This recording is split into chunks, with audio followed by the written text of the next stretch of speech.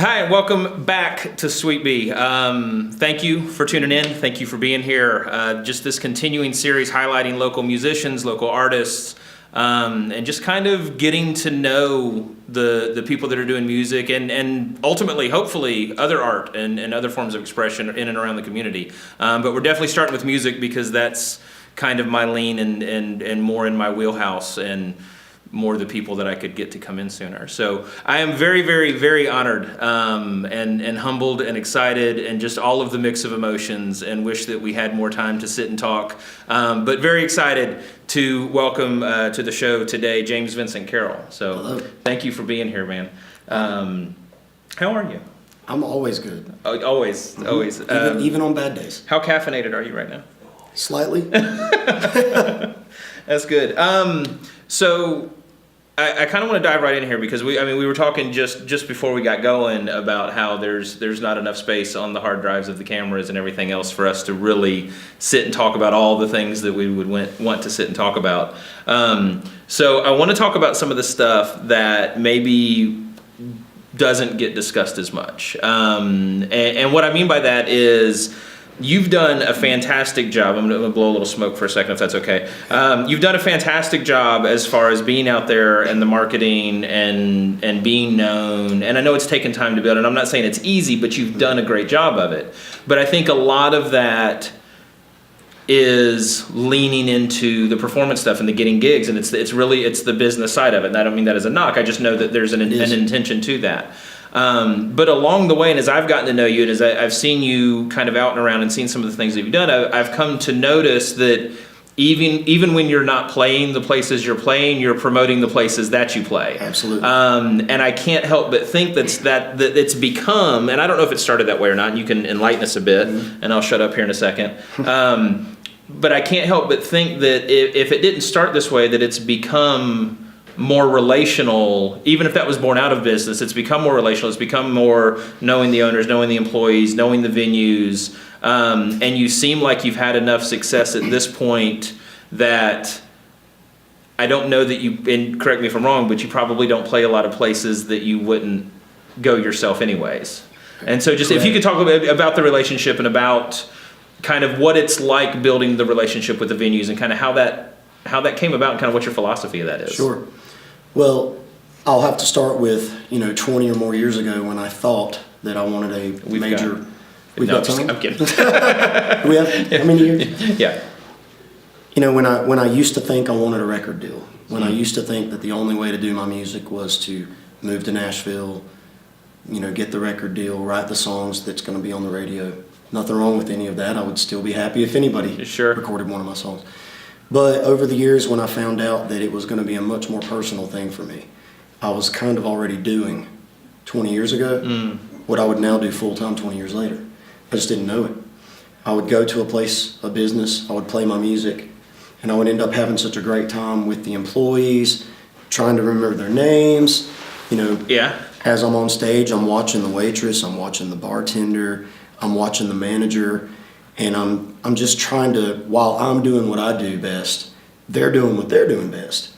And so over a period of time, I thought, what I need to do is if these people are going to hire me, if this place is going to write me a check at the end of the night, then the least I can do is not just do a good job musically, but it's to talk about them before I get there, to talk about them while I'm there, to talk about them long after I'm gone. Sure. And as a result, I think in a very authentic and easy way, I think that I notice when somebody's being real, and I would hope they would notice when I'm being real.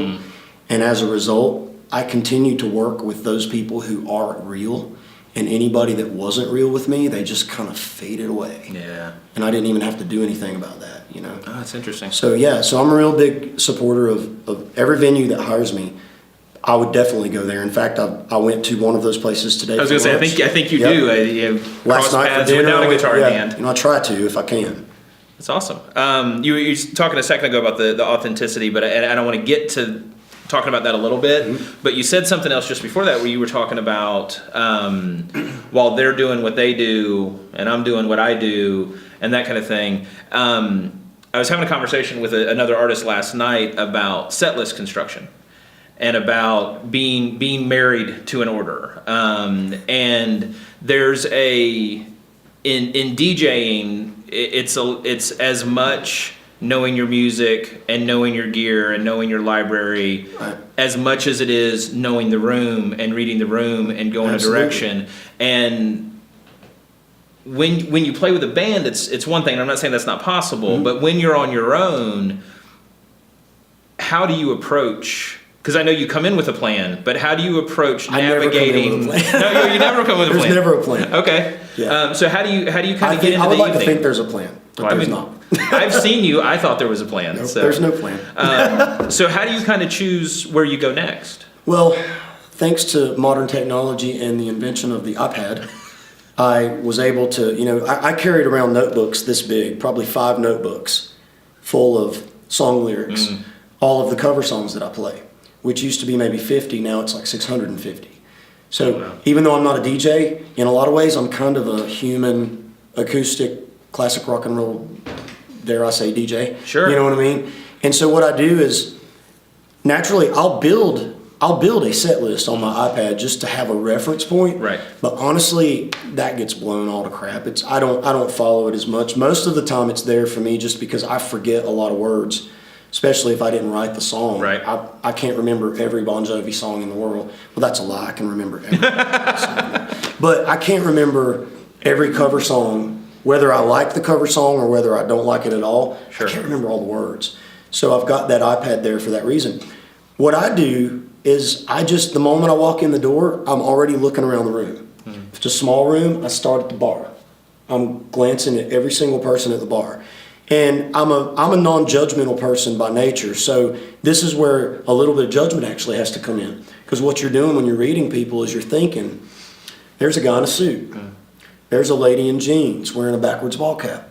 There's a dude in a basketball jersey. Here's a kid that might be 20 but might be 30. I don't know these days, So what I'm doing is I'm trying to figure out who's there and what are they going to want to hear me play. Right. Or am I in the mood to play what I want to play that night? And just try to relay it in a way that every person in that room will actually listen to me, regardless of their age or where they come from or what the color of their skin might be or might not be. It's like, so the reference point is I know I'm going to do classic rock songs. Sure. I just know I am. And my original music is classic rock in nature. But to actually know what I'm going to play next, as soon as I'm behind the microphone and the guitar's in my hand, I'm still looking at every person. And I'm watching them walk through the door. So if you're watching this, just know that when you walk into my show, I'm watching you. You're being judged, is what he said. You are being judged by the non-judgmental dude. Which is a very interesting place to find yourself. And then after that, you mentioned the authenticity thing, which I kind of want to use to set up another piece that you're actually doing now that I want you to talk about because it's a really interesting idea, but I think only works because of that authenticity. Mm-hmm. And as I've gotten to know you, and as we've talked more, and we've crossed paths everywhere from open mic nights to randomly in a place to intentionally There's because of a that guy, show. man. Exactly. Yeah. It's never conditional authenticity. It's never this way when it's a stage piece or this way when it's when I'm just here to have a meal with my girlfriend or whatever. Like you're consistent, which is really good, and kudos to you for that because that's becoming a rarity. But I think that element of authenticity, also looking for that in venues and looking for that in other people, opens an interesting door where you now have this opportunity, and I'm going to articulate it horribly, and then I want you to fix it, where there's this opportunity for fans, people who know you, people who follow you, whatever it is, to actually have you write a song for them or for someone or whatever. And I saw you put the thing out about it, and I tried, the concept is simple, but I think there's a lot more to it than what goes in there. And just, based on even what we were talking about before we went live, I kind of want to just give you a couple minutes to half let you plug it, but then also I'm curious the origin of it. Like how did that come about? Where did it start? Where did the idea kind of come from? Right. Well, I'll be 44 in March of 2019, so I say that first because I have to go back to when I started playing music, which was when I was 15 years old. Okay. And Growing up in the Wilkes County mountains, there were two places to play music: your local church, or all 400 on every corner, or the local bar or restaurant. Okay. And so I met all these people in these two places, and out of that, I started to write my songs from my 15-year-old point of view. And then one day I found myself in my 20s, and then one day I found myself in my 30s with 2 marriages behind me, and then one day I found myself in my early 40s with 3 marriages behind me. And I talk about this very openly everywhere I go, and that's what brings me to the custom songs. Okay. All of those years, all of those songs that I was writing for me, about me, it's one of the biggest reasons I never got the record deal I was talking about earlier. Because when I went to Nashville all those years ago, I was not very good at writing. I don't know. I write introspectively, so I don't know what the opposite of that is. Outrospectively. See there. That's why I'm not a full-time songwriter. Outro. Anyway, but all through those years, people would actually come to me and ask, "Hey, have you ever considered writing a song about somebody else? Like, if I were to give you, could you write a song about my dad, or could you write a song about my girlfriend?" You know, and immediately I'm going, I don't know if I want to do that. So this actually bubbled up from people coming up and asking about it. Really? Yeah, just many years of it, and I just always kind of, I guess I blew it off. You know, I didn't mean to in some bad way. Say, "Oh, I don't have time for you." I just wasn't really interested in doing it. Yeah. And I would say in about 2011 or 12, when Facebook, for me, Facebook got really big. I realized how to use it constructively, positively, folks, positively, please. And I realized that I could use this social media platform to tell people, "Hey, you don't know what to get your wife for Christmas this year. You might not know what to get your husband for Christmas this year. Are you sick of buying ties? Are you sick of buying the same old cake or the same old shoes? You know, how about giving them a custom song? I'll write it for you." Yeah. And what I would tell them on this one little simple post was, it's very easy. We can either meet for coffee and you can tell me what you feel about this person. Are there keywords? Are there pet names? Could we please stay away from words like baby and the eyes and the hair, because there's enough Journey songs out there, you know? and what I started getting was this overwhelming response of these emails. And as I'm reading emails from people telling me about their husband or their wife, or maybe a relative that passed away, or a kid that passed away, right? Or, you know, I wrote a song about a soldier who the only thing that kept him alive when he was over in Iraq was him thinking about coming home to his girl. Well, he did stay alive. He did come home to her, and I ended up singing at their wedding. Oh, man. Only after I wrote a song about their story. So what I'm trying to get at is it fell into my lap because if you want to use the word authentic, I just try to stay very close to the things that feel right to me. Yeah. You know, hard work is inevitable. I want to work at what I do, but I love to work at what kind of just comes to me. So that was probably 2011 or 12. I think I did 10 custom songs before Christmas of that year. So that's a lot. Okay. And I'm not saying that they were all they weren't all the best songs in the world. They were the best songs to those people. Right. You know, and so I always around the holidays try to throw out that I'm going to do that again. Yeah. And this year, I think 2 nights ago, I decided I was having a little scotch on the couch, sitting there with my girlfriend. We're brainstorming and writing notes, you know. And I was like, I think I'm going to do a post about the custom songs again. So I get on my phone and Let me interrupt you. Yes. Scotch of choice. Oh, that's where we would have to go into another conversation. I'm a very dry, woody tasting Scotch person. So one of my current favorites is Aberlour. Okay. Yeah. Christmas is coming. Oh, you don't want to buy it. There you go. Put it in the tip jar instead. Just wanted to get that out there. All right, go ahead. But I did the post, and within 15 minutes, I'd already gotten 3 emails saying this is a fantastic idea. Within another 15 to 20 minutes, I probably had 5 more. Within the hour, I had 3 deposits paid. And then that was 2 days ago. And so for the last 2 days, I put it in order. Like, I always ask people, what date do you need your song by? Right. So currently I'm working on a song for this beautiful couple, and the lyrics, it's taken me right at 2 days so far. I have 0 music but the lyrics so far are hitting me so hard that I may go home tonight, pour a little scotch, and write the music. I don't know. Or it may take a week. I may get frustrated and just be like, oh man, I don't know what to do, but I've got to get it done before the deadline. Right. So I hope that answers the question. I think if at the very least it kind of it ended up being more important to me than I thought. Well, and that's where I was going with that is for us to just talk about it as a conceptual thing is one thing. For people to understand the investment in what you're pouring into what the, because I think for some people it's almost I'll say it this way. There's a cool factor to having a song written for or about you. Right. And it's this time capsule of a moment. Absolutely. But also becomes this kind of timeless nod to, a gesture or something that happens. I think it's an incredible idea. I'm thrilled that you're doing it. Some of those songs, not all of them, some of those songs will go on and end up on one of my records. Oh, really? Because a lot of times what happens is if I write one song, if you came to me and said, I want you to write this song about my family, and maybe I write this song for you, and you think, oh my gosh, this is the best song in the world, but we both know it's not pop radio music, so it's never going to be on the radio, but you don't care because it's your song. Right. But then there's other songs that I write, and your story or someone else's story might be so close to home to me that I end up going, oh, wow, I'm going to put that on a record.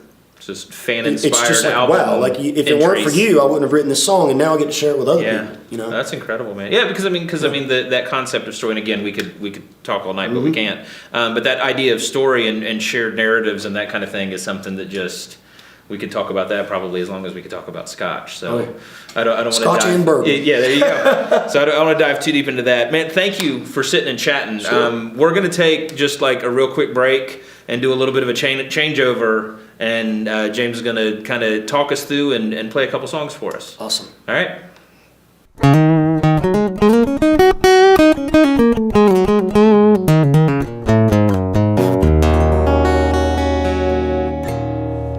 So this is a song off of a record that I did a couple of years ago called 421 Take Me Home. And this song is called Rock and Roll Revival Show. It's a song about when I was a kid going to visit my father. I was born in Greensboro and spent most of my time in Wilkes County where I grew up. And so I would visit my father about once a month. And I would go down to Greensboro to see him.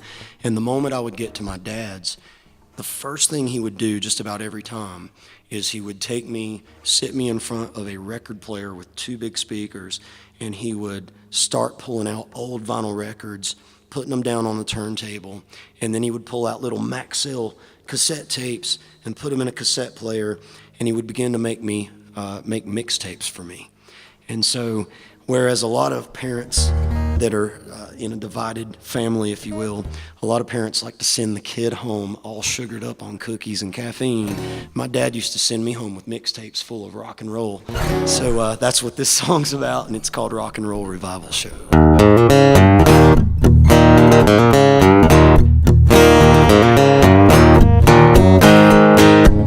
I used to listen to my daddy playing his Les Paul, singing songs I didn't know, but God, I loved them all. Beatles, Floyd, and Hendrix running through his veins.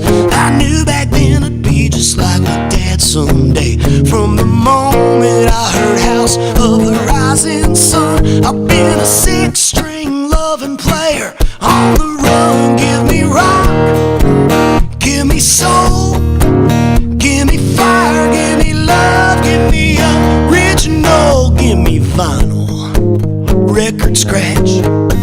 And I want a singer like Lauren Light and some players with class. Bring it back, let it roll, yeah.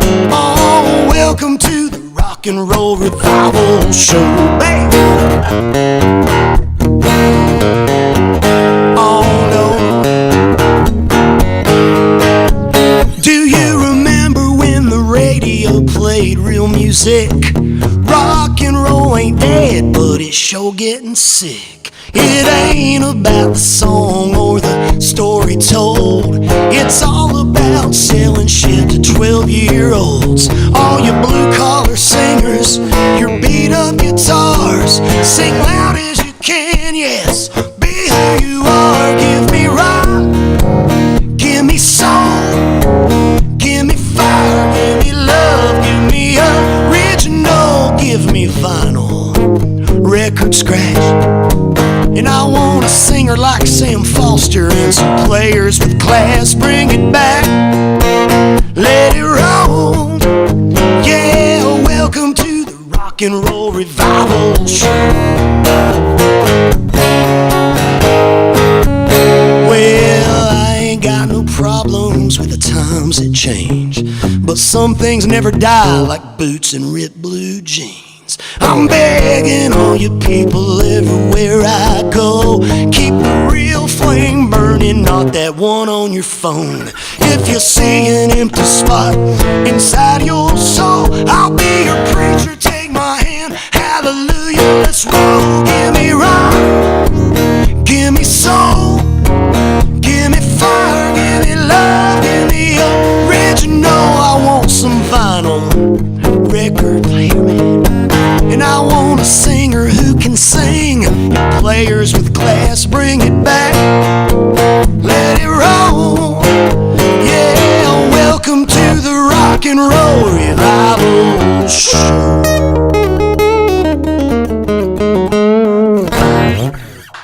Oh yeah. Rock and roll revival show. I'm a little out of breath. This next song I'm going to do is one of my oldest original songs. I think I wrote this in maybe 2003, and it's after all these years of playing different songs and recording records, this is still one of my favorite songs. And it all happened after drinking an entire bottle of wine at about 10 till 2 a.m. And I wanted to write a song for my friends, for my family. I don't like the word fans, so I always say following or tribes or family members, extended family members. But I wanted to write a song about what my current thoughts on myself and the world around me might be, and the fact that I don't know if I'll be here tomorrow. That's the way I live every day of my life. And so because of that, I like to live each day and talk to each person like it might be the last time ever. This song is called I, Myself, and Me.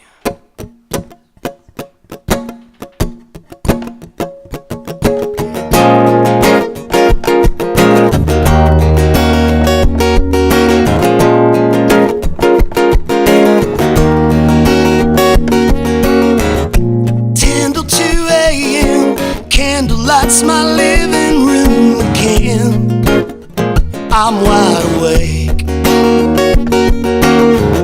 So much in my head, such a wonder I'm not dead from dreaming the day away. Of the skies, of the stars, of the galaxies I dream, of the things that are unseen. Into my brain, trying not to go insane from the distance in between. No, no, no, no, no, no, no, baby, no, no. Do, do, do, do, do, do. No, no, no. I cannot sleep again till the Tylenol PM kicks in. Then I'll be floored. My dreams will blow your mind. Step inside, see what you'll find. This is my way of confession. For my words and all my sin, for my family, for my friends, I pray you won't end up like me. Through your door, into your home, anywhere that I do wrong, please bridge this distance in between I, myself, and me. Oh no, I, myself, and me. Myself and me.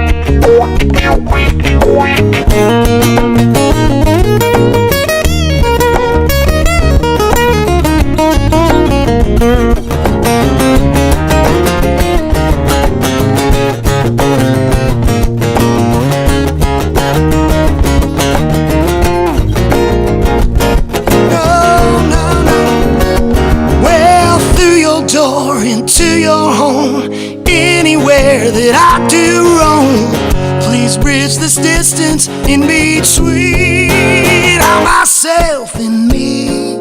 Oh, no. I'm myself and me.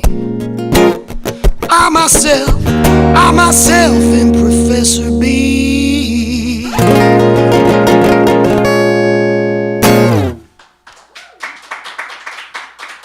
Thank you. That was so metal. Man. Dude, thank you so much. Thank you so much, man. I appreciate it a lot. So one more time, just a thanks to James for being here, dude. Thank you for making the time. I know time is valuable, and it's just an honor. I'm just giddy just to have people coming through and doing this. Well, good. We'll have to do it again sometime then. Okay. So just real quick, and make sure here so that they can hear you. But if people want to find you online, they want to find your music, they want to buy your music, they want to stream your music, just where all can we find you? Where all should they look for you? Well, I'm glad you asked. I brought this fabulous name tag with me tonight. iTunes, Google Play, Amazon, Spotify, iHeartRadio, the Book of Faces, and I always tell people the best place to go is my website, jvcmusic.info. Fantastic. Yeah. So thanks again for being here. Thank you for tuning in, and we'll see you guys back in just a couple of weeks. Thanks so much.